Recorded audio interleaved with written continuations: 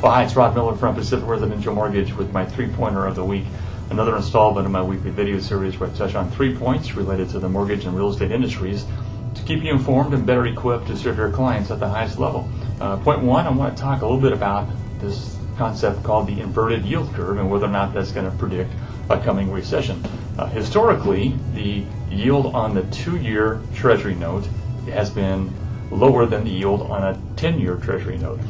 However, when you have that inverted and the yield is higher on the shorter term maturity, that's when that yield curve is inverted. And historically, when that has happened, that has occurred prior to recessions. Will that really be the case this time around? It's hard to know. There are some different factors, I believe, in play that are a little bit different than what we historically have seen.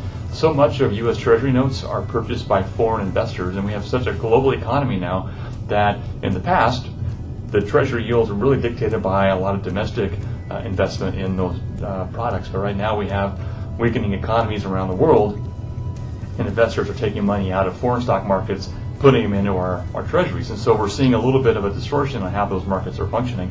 Whether or not that means we're going to have a recession, it's hard to predict. We will have a recession at some point. It's just the way that the economic cycles work. Whether that's going to be in 3 weeks or 3 months or 3 years, it's really hard to dictate when that's going to happen. But is the yield curve the reason that we're going to have one? That remains to be seen.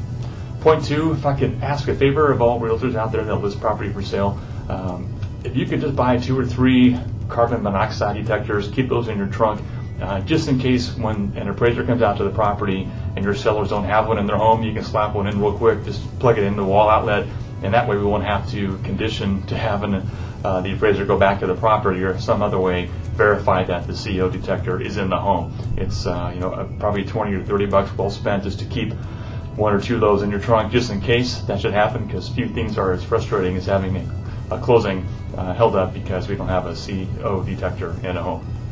I finally wanted to remind you about a principle that I know many of you have utilized, but if you're like me, sometimes we get overwhelmed by the events of the day and become a little more reactionary than intentional with our work. The principle is focusing on the one thing, and I'm sure many of you are familiar with the book by Gary Keller called The One Thing, but just to kind of refresh your memories with that, what is the one thing that you can do such that by doing it, everything else will be easier or unnecessary, right? So let me repeat that. What's the one thing that you can do such that by doing it, everything else will be easier or unnecessary? The best time to work on your one thing is right away when you get up in the morning. The first thing you tackle, get that done.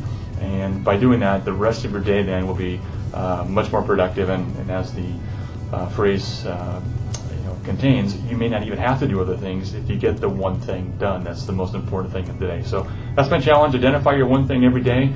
Work really hard to make that something you knock out. And then we can take a look a week from now and see how much more productive we've been. Okay? Thanks for listening to the video. Hope you enjoyed it. Enjoy the weekend, and we'll do it again next week. Bye-bye.